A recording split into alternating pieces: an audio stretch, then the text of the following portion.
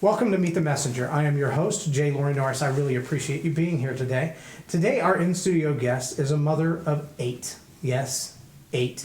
And no, it wasn't on accident. It was on purpose. They did it very intentionally. But as a mother of 8, there are some things that we learn about motherhood that are not the average experiences. And sometimes we learn about disasters in life that change the way we see life. So as we talk to our guest today, I want you to kind of think of those things that make you question why you do what you do. Sometimes what drives you is different than the results you're expecting. Welcome, Shannon. We really appreciate you being here with us today. So I guess the first question that you get asked all the time is, why 8 and why didn't you stop sooner? You know, I think that in all my wildest dreams, I never would have imagined that I would be raising 8 children. I'm a very organized, disciplined, structured, think it through kind of person, and God just came in and messed up all our plans. So you're not a woman of chaos most of the time. So no, it's organized chaos. Organized is what chaos. I say. Okay. and so raising 8 children has its challenges, but it also shows you the heart of God, and I think that's been the greatest blessing from being able to raise this many children in a day and age that has so many things coming against them, that we're able to have the opportunity to raise up 8 arrows in our quiver that I believe are going to rock this world for Jesus. And I'm so excited, and both Sion and I, we look forward to see all that God has in store for their lives. Now you said something interesting there. You said raising 8 children has its challenges, but it really reveals the heart of God. What do you mean by that? You know, you're not able to really, I believe, you're not able to really see how much God loves you until you have the opportunity to open up your heart to love those that are around you. And I think Sion and I, when we got married, we had we wanted the opportunity to be ministers and to go out, and we had such great plans of reaching the world for Jesus. But what we have found is that worship is not something that you just go and do. That worship is really a lifestyle, and that lifestyle starts in the home. Oh, wow. So when we opened up our home to 5 more children, we have 3 of our own, and we opened up our home to 5 other children and said we would raise these 5 children as if they were our own. Then it showed us that it was a time for us to really examine our lives of being able to love beyond comprehension, to be able to see the gifts and the abilities in others that were not our own, but actually love them enough to pour into them, whether it was financially, emotionally, spiritually, everything possible that we had the capability mentally, and be able to share with them that God has a purpose and a plan for their lives, and that everything that they are being able to see in a household and be able to get along with brothers and sisters, if we can all get along as 10 people in a household under one roof, and appreciate the differences and everything that comes into play on a day-to-day, 24-hour, 7 days a week basis of running a household. If we can do that as a family, then we can reach this world for Jesus.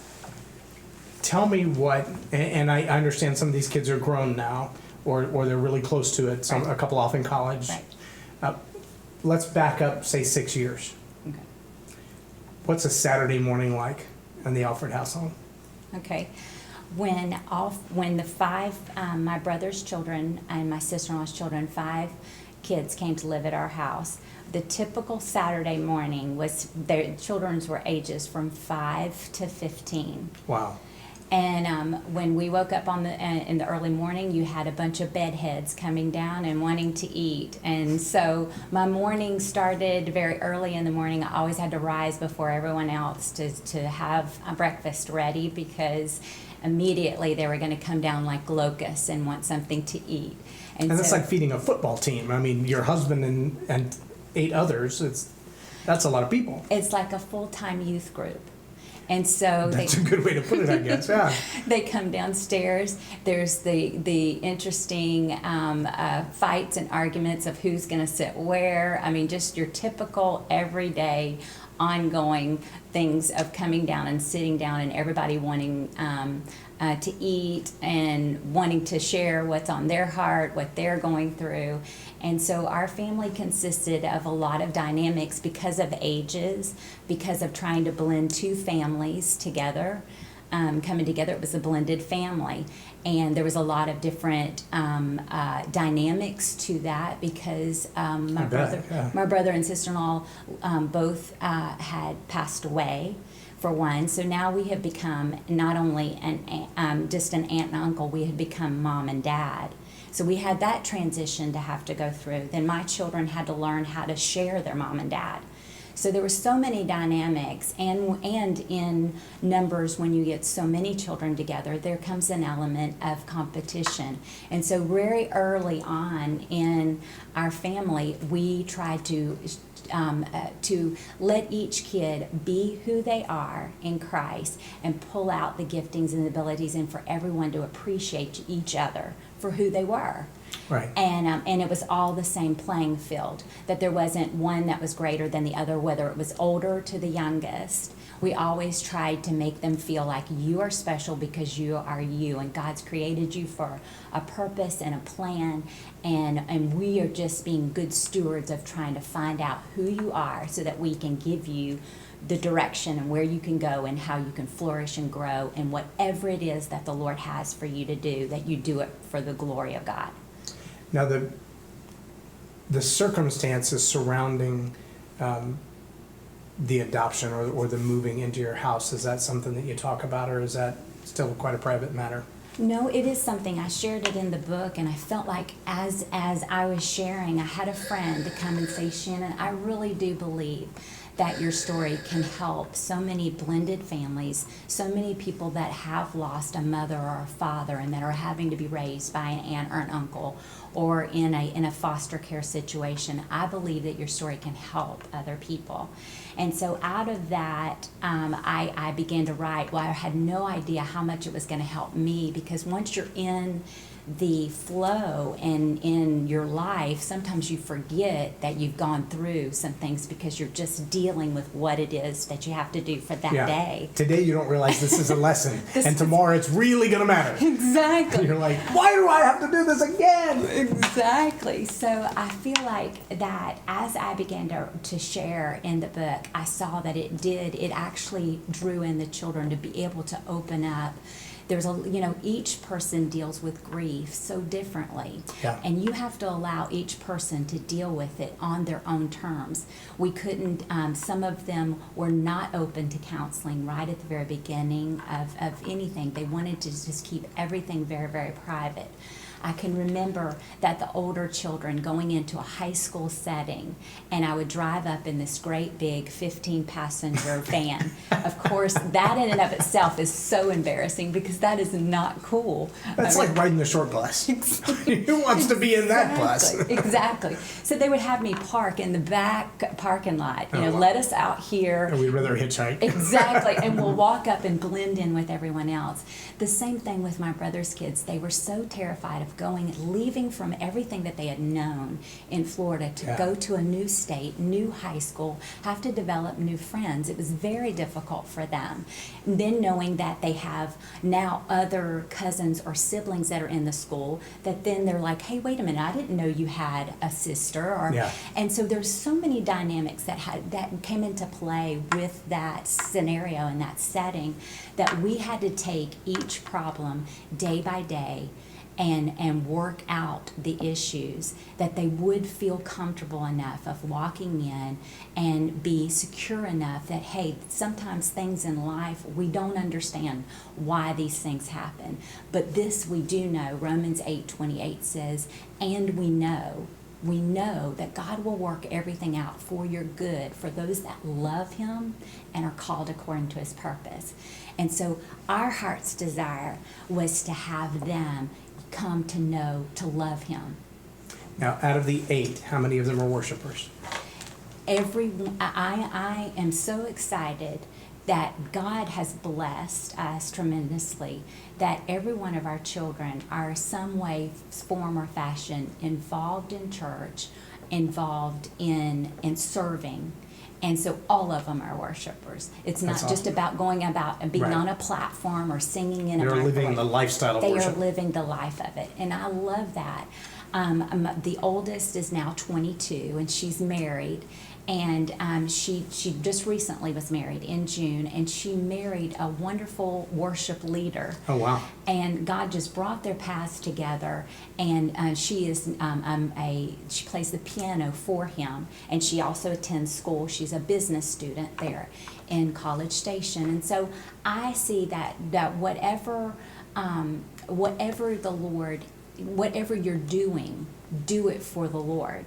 So she is worshiping on the weekends, playing piano and on a platform, but she actually has she's very gifted. She's a cubicle number cruncher. Put her in a cubicle, and she is happy, and she's ministering or worshiping the Lord when she's on her job and in her workplace.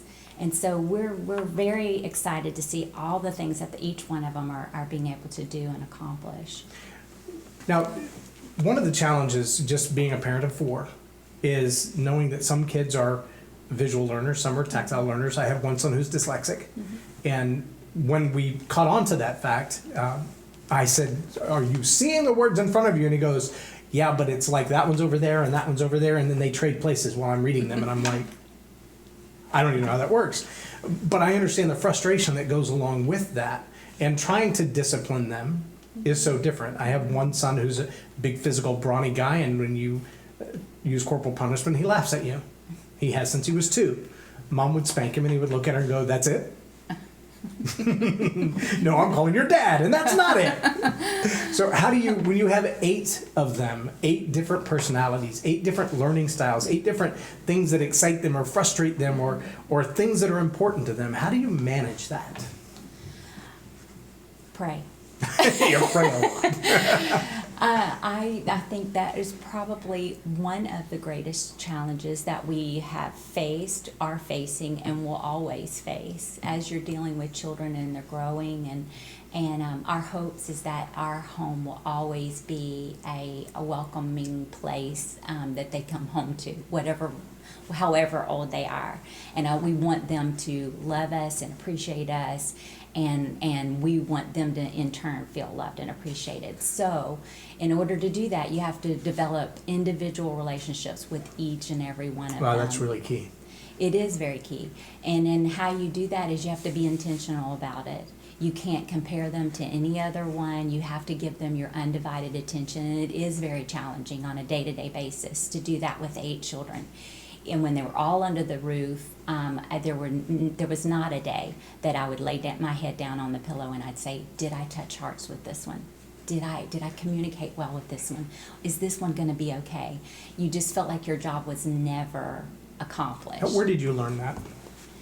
I mean, was there some parenting book that came with the 5 extra kids when they moved in? They're like, "Oh, here, by the way, here's the manual. You need to make sure you connect with all of them." You know, I don't know where I learned that other than just a heart of going, God, I really, as I became a mother the first time, my son, my biological son will be 22 this coming November. And when I learned I was pregnant with him, Sion and I both, we were so absolutely excited, and I so in my heart wanted to be the greatest mom ever. And I thought, Lord, I have no clue. I have a great mom, but my mom had, and my mom's probably watching right now, and she will attest to this. You know, she raised my brother and I, and if we made it out the door with shoes on, and that was a good day. And so, 2 of the same kind of shoes is a really accomplishment. Exactly. And so she was fun, and is to this day still very fun. And we love when she comes, and the grandkids love.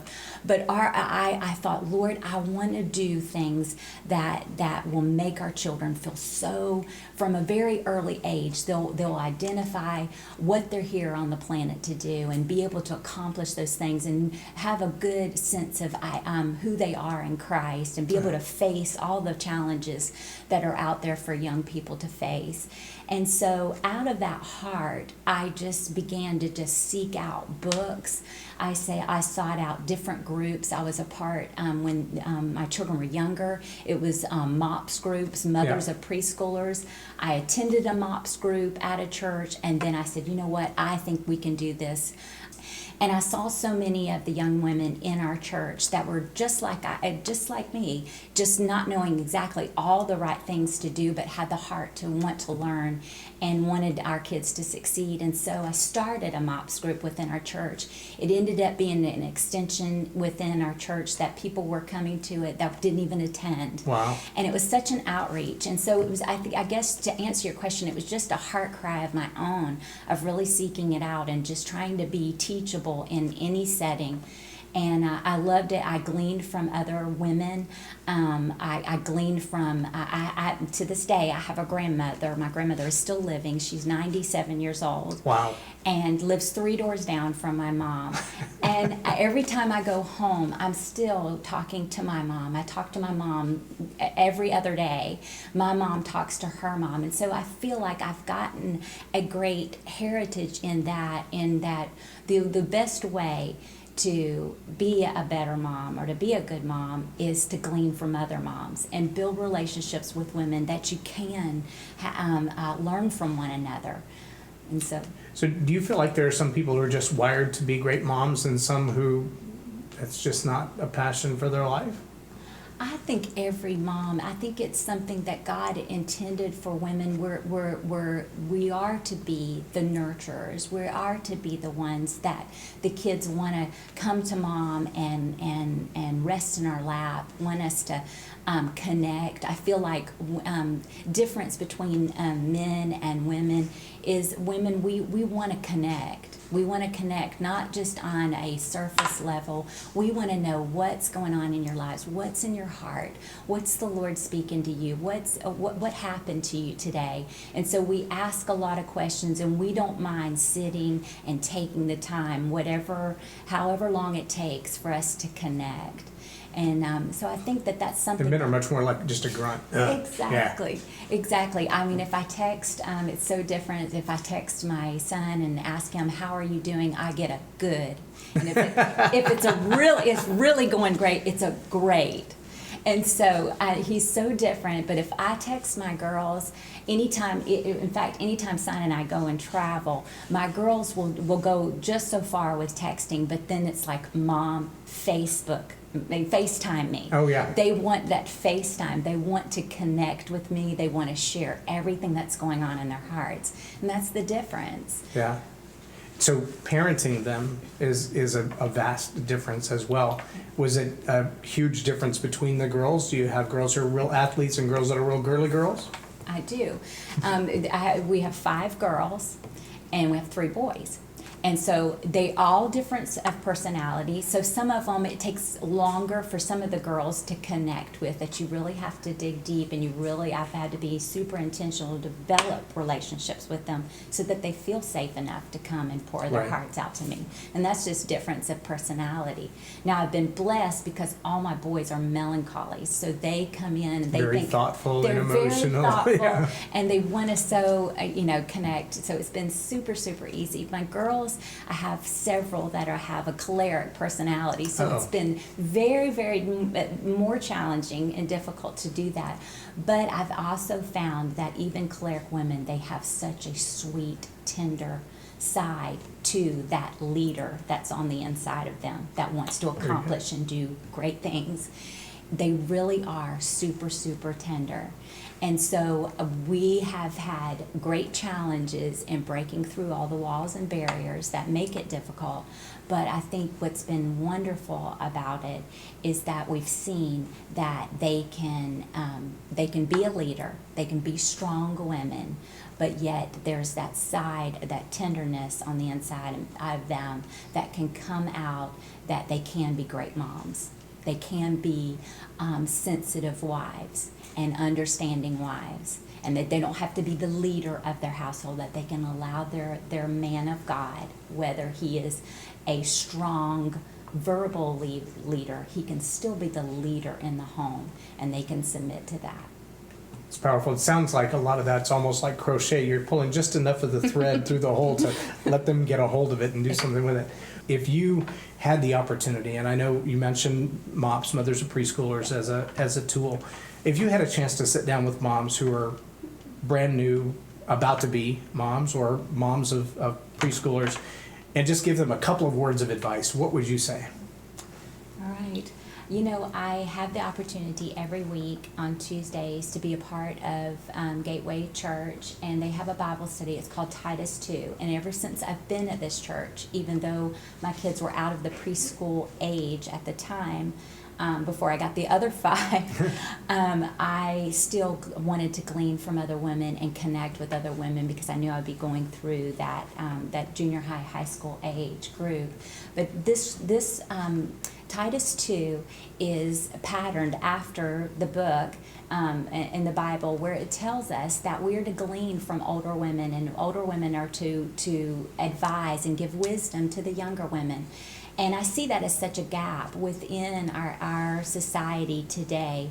We pretty much have gone away from, because women are now working more and more outside of the home, that we've transitioned in so many different ways that we don't have that time, that quality time to learn skills or learn things that women, not that we need to be home crocheting and knitting, because that's not practical these days. Practical these days. Although it's a good hobby. It is a good hobby.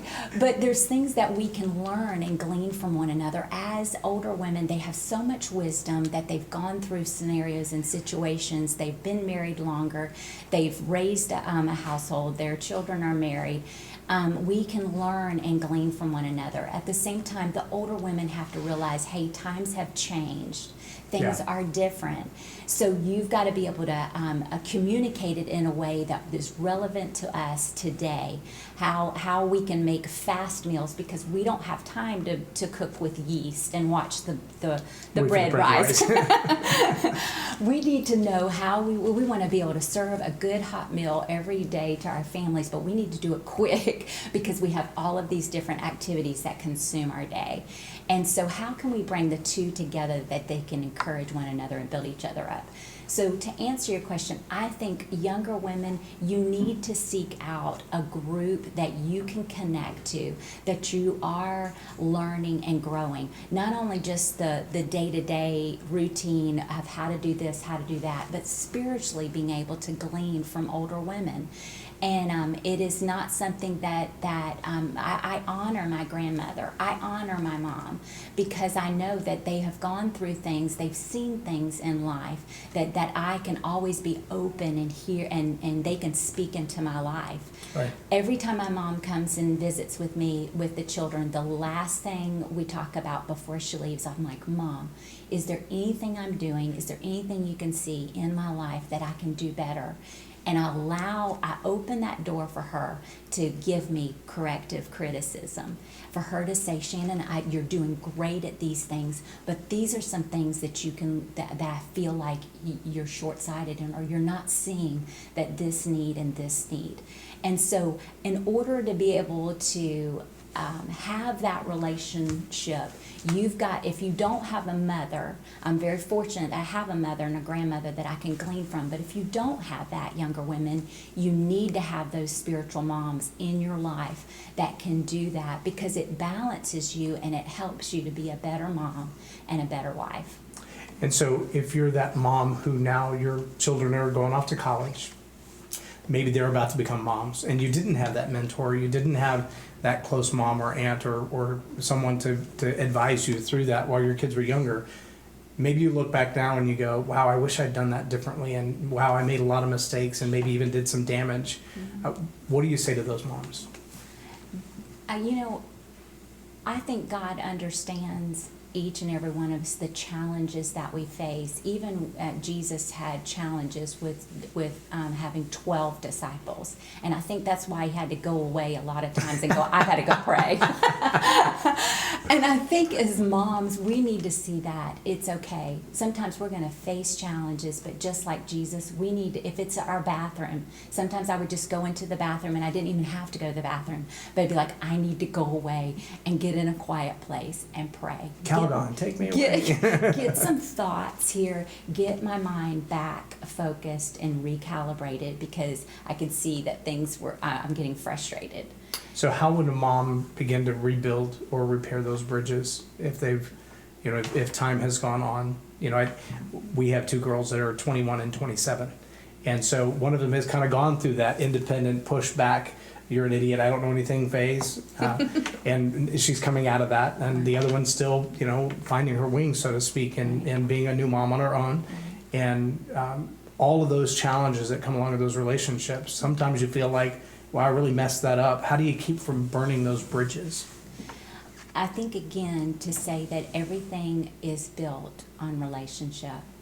And you really, if you feel like, if you're a mom that you feel like, okay, I've burned some bridges here, I've said some things and I've pushed my child away, it's still not too late. Don't ever say never.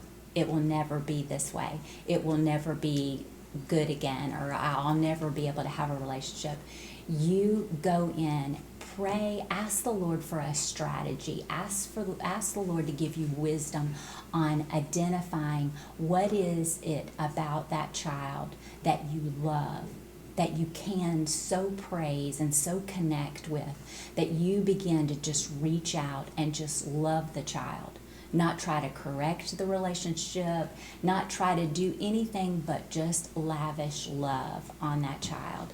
And out of that, out of them seeing, wow, my mom really does care about me, because she's just giving and she's just doing things for me with no strings attached. She's just showing me love. Right. Out of that, I believe, we'll begin to build a relationship that will open up the doors for that child to just begin to say, hey, Mom, pour into me. Let's go shopping together. Let's go do something together, and it'll begin to heal whatever's been done in the past. Sometimes words, it is a powerful thing. The Bible tells us very, very clearly that life and death are in the power of the tongue, and those that love it will eat its fruit. The Lord showed me a picture of that and said it's like a garden. And you have a garden outside, and every day you go and you plant a seed by your words. And when the fruit or that grows comes out of that and the harvest comes, you can't go and you can't blame God and you can't blame anyone for the harvest that comes, because it was you and your words that began, that the seed that was planted in the ground came up. So if you look into the garden of your life and you don't see, you're not eating of the harvest that you would like to, the fruits that you would like, it's only because what's coming out of your mouth. And so I think that's when we as women, or we as just Christians, as people in the body of Christ, if we recognize and realize how powerful our words are every single day, we will then realize what we're planting in our garden, and we'll realize that what are we planting? Are we planting things that are going to produce good fruit, or are we planting things that we're not going to like to have to eat that? And I think those are the broken relationships that we all of us face, that we look at things that we've done, or we look at things that we've said, and we go, oh God, I've made a mess of this. But you know what? Just like a garden, there's seasons. Seasons, this too shall pass, and a new season will come, and you'll have the opportunity to have a good harvest.